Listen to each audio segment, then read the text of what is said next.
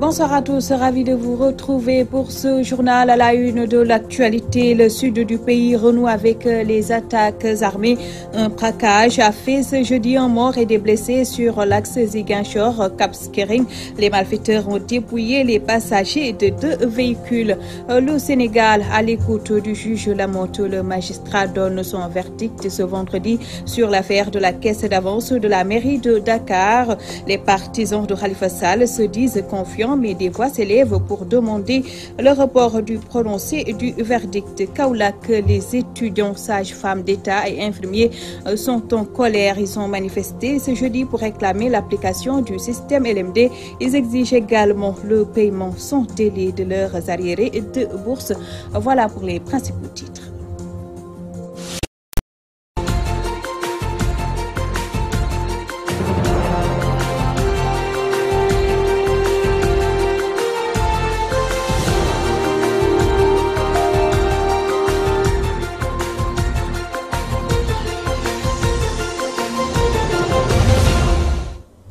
Merci de vous joindre à nous. Un mort et plusieurs blessés. C'est le bilan du braquage survenu ce matin sur l'axe Ziguinchor-Cap Skirring à hauteur du village de Bazikan dans la commune de Niassia. Les assaillants ont immobilisé 2 véhicules pour dépouiller les passagers. On va y revenir avec notre correspondant Amadi Khalil Al-Djemé. Je vous le disais en titre, le verdict du procès de la caisse d'avance de la mairie de Dakar attendu ce vendredi. Le forum du justiciable demande un report à cause de la grève des greffiers. Babacar Abba soutient que l'absence de greffier pourrait remettre en cause la décision. Le voici au téléphone de Abdou Khoudous Diallo. Vous savez, la justice, c'est une trilogie. C'est une trilogie qui est composée du parquet, du juge et les 2 assesseurs, mais également le greffier. Donc le greffier, en tout cas, est un maillon important dans un procès pénal. Alors, nous savons qu'aujourd'hui, le SYTJUST, c'est-à-dire le syndicat des travailleurs de la justice, sont en grève. Les greffiers, donc, ils ne vont pas siéger le jour du procès. Maintenant, ce que nous demandons, c'est qu'aujourd'hui, pour mieux préserver le droit des justiciables, pour mieux préserver le droit, en tout cas, du maire Khalifa Sall, nous aurons souhaité à ce que le tribunal, notamment le juge Lamotte et ses assesseurs, en tout cas, renvoient le délibéré jusqu'à ce que toutes les conditions soient réunies. Parce que c'est vrai qu'aujourd'hui, ils peuvent commettre un greffier ad hoc. Mais le plus souvent, c'est que si aujourd'hui, c'est un greffier ad hoc qui est statué, en tout cas, qui va siéger pendant le procès, si en tout cas la décision est rendue, parfois les greffiers professionnels qui sont formés, en tout cas, sont un peu réticents. Et nous, au niveau du forum du justiciable, nous sommes soucieux, en tout cas, pour le droit des justiciables et pour mieux préserver, garantir le droit des justiciables avant, pendant et après le procès. Et surtout après le procès, nous estimons que, étant donné que les greffiers sont en grève, il serait beaucoup plus judicieux, en tout cas pour le juge Lamotte, de renvoyer le délibéré jusqu'à ce que des greffiers professionnels qui ont été formés pour faire ce travail-là, en tout cas, puissent siéger le jour de l'audience. Je ne dis pas que, en tout cas, la décision qui sera rendue, ça va être une décision qui est nulle, parce que le fait de commettre, en tout cas, un greffier ad hoc, c'est prévu par la loi, donc c'est permis. Mais le problème qui se pose, c'est qu'une fois que cette décision est rendue, du point de vue administratif, c'est-à-dire si l'intéressé veut faire un recours, ou bien va au niveau du greffe pour demander une copie, en tout cas, de la décision, les greffiers qui ont été formés, c'est-à-dire les greffiers professionnels qui étaient partis en grève, peuvent lui refuser ce droit-là. Donc c'est là où se situe le problème. Maintenant, nous, notre rôle, c'est de préserver, en tout cas, le droit des justiciables, faire de telle sorte qu'avant, pendant et surtout après le procès, pour que ces droits puissent être respectés. Dans cette même lancée, premier congrès d'investiture du député maire Khalifa Sall organisé par le Rassemblement pour la solidarité et l'unité de la République rassure, confirme la candidature de Khalifa Sall à l'élection présidentielle de 2019 sous la bannière de la coalition Manko Taxawu Sénégal. Ils se disent optimistes concernant le verdict du procès du maire de Dakar. C'est un compte-rendu de Djembombaï. Le Rassemblement pour la solidarité et l'unité dans la République est optimiste pour la libération du maire de Dakar, Khalifa Ababacar Sall. Selon son secrétaire général, il demeure l'unique candidat de la coalition Manko Taxawu Sénégal. Khalifa Sall est notre candidat. Nous n'avons pas un plan B, nous n'avons pas un plan C, nous n'avons pas un plan E. Il n'y a qu'un seul plan, c'est Khalifa Ababacar Sall. Et nous sommes dans un état de droit. Nous avons des magistrats remarquables. Nous avons des magistrats indépendants et nous pensons que ces magistrats-là diront le droit, uniquement le droit. Et s'il y a condamnation, une riposte est envisagée. Si l'objectif de Macky Sall, c'est de faire en sorte que Khalifa ne puisse pas être candidat, qu'ils se comprennent que le travail de Khalifa, le projet de Khalifa, les troupes de Khalifa sont mobilisées et Inch'Allah nous allons impacter dans cette campagne-là. Et Youssou l'a démontré aujourd'hui. Nous sommes prêts, nous sommes mobilisés et nous allons battre campagne avec Khalifa, pour l'esprit de Khalifa, pour le projet de Khalifa. Rassure, n'est ni pour ni contre le système de parrainage instauré par l'État. Il émet juste des suspicions quant à la crédibilité du processus et invite le gouvernement au dialogue. Nous sommes contre ce qui a été fait pour imposer le parrainage. La méthode unilatérale, la méthode pratiquement stalinienne que le président utilise depuis 7 ans pour imposer ses points de vue, c'est cela qui nous rebute et c'est cela qui fait que nous ne pouvons pas être d'accord avec lui. Le deuxième élément qui fait que nous avons des suspicions, c'est que qui va recueillir ces parrainages? Il s'agit du premier congrès d'investiture du député-maire Khalifa Ababacar Sall, dont le sort sera fixé ce vendredi à la grande attente de l'opinion. Djambo Mbaye, autre aspect de l'actualité, colère des étudiants, sages-femmes et infirmiers d'État de formation en santé de Kaolack qui ont battu le macadam ce jeudi pour réclamer l'application du système LMD, la revalorisation des pécules de stage et le paiement des arriérés de bourse dans les meilleurs délais. Bathie Faye parle en leur nom au micro de Al-Hassan Ba.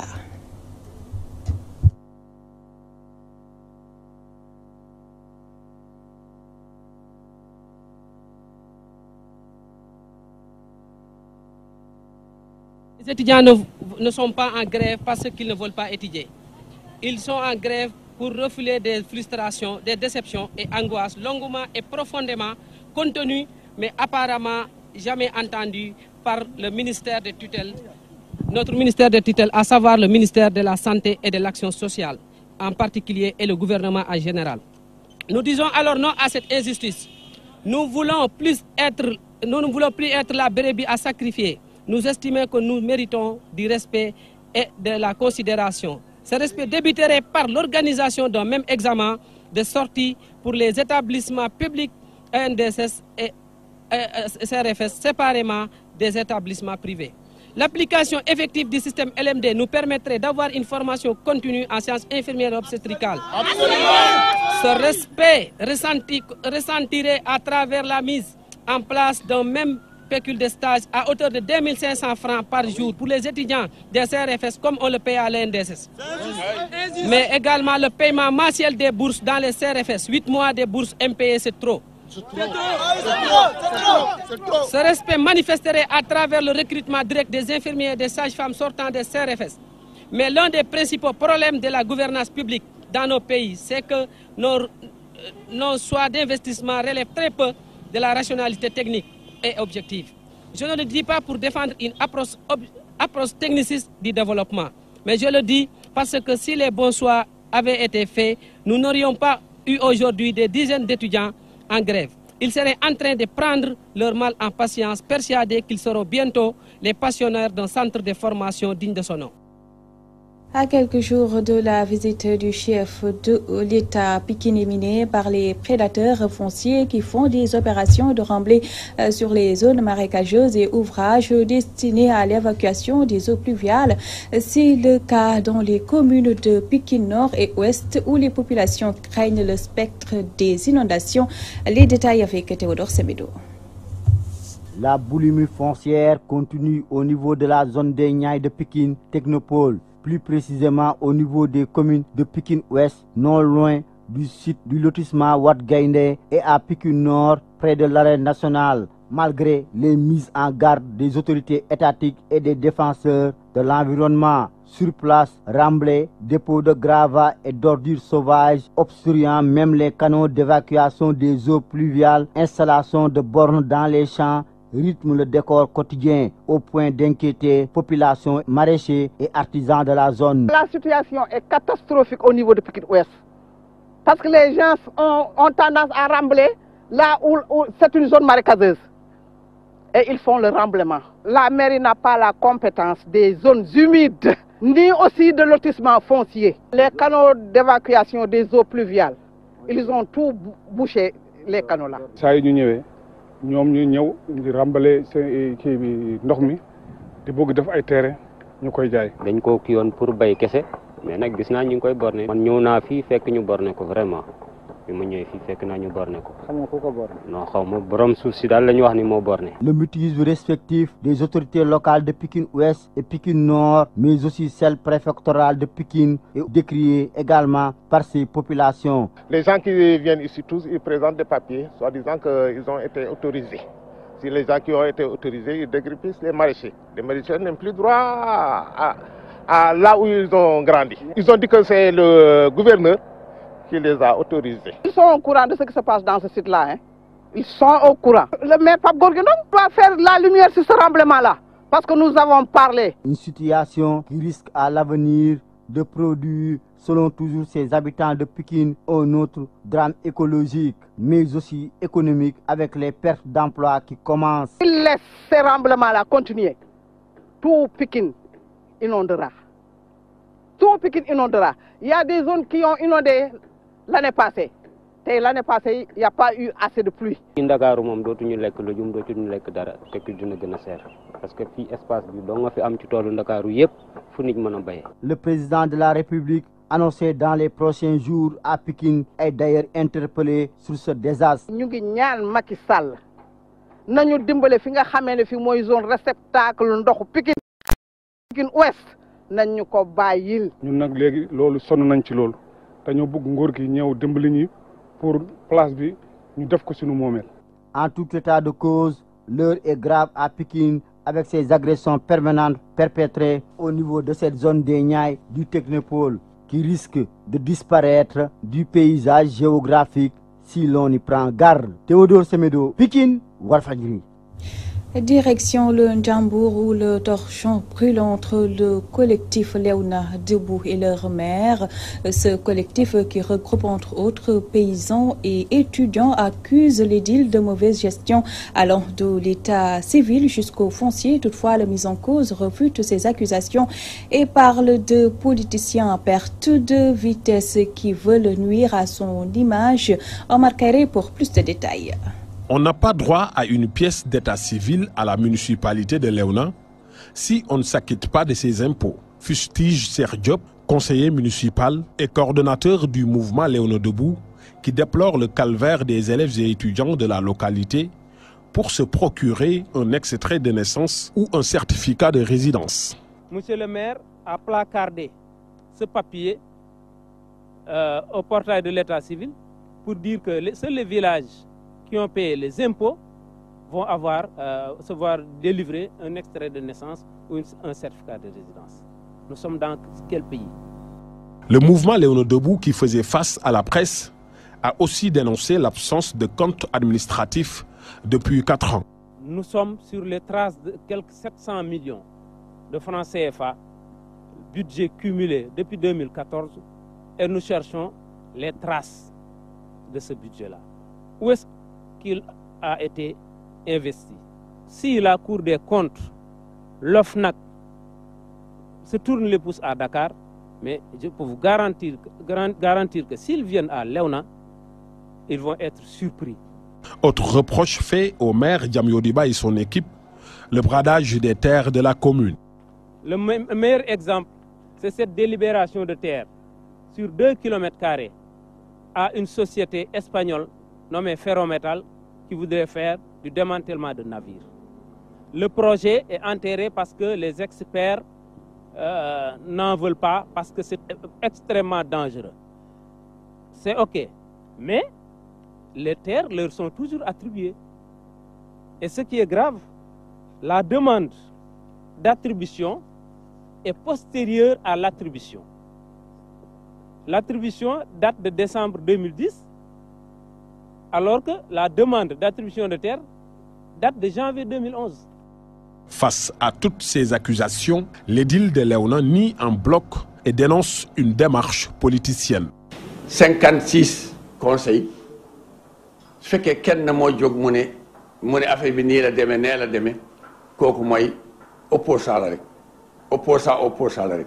Parmi les 56 conseillers municipaux, il est le seul à prendre une telle position. Parce que c'est un opposant qui ne cherche qu'à nuire notre travail. Personne n'est venu lui dire qu'il a des difficultés pour se procurer des pièces d'état civil. En plus, si nous étions dans l'irrégularité, le budget ne serait pas validé par les représentants de l'État. Depuis 20 ans, nous votons le budget dans la plus grande transparence par rapport aux terres, leurs propriétaires, qui sont d'ailleurs des paysans, continuent à les occuper sans aucun problème. Sauf ci moom seen borom ñu ngi béy fii doon béy ñu ngi koy béy ñu ngi ko béy kenn wax leen xaala wala xasira. Omar Kairé, Louga, Walfadjri. Créer les conditions pour des études islamiques au Sénégal afin d'éviter la déperdition chez les jeunes étudiants qui partent à l'étranger. Voici l'objectif fixé par les chefs religieux de Guédé-Bousso.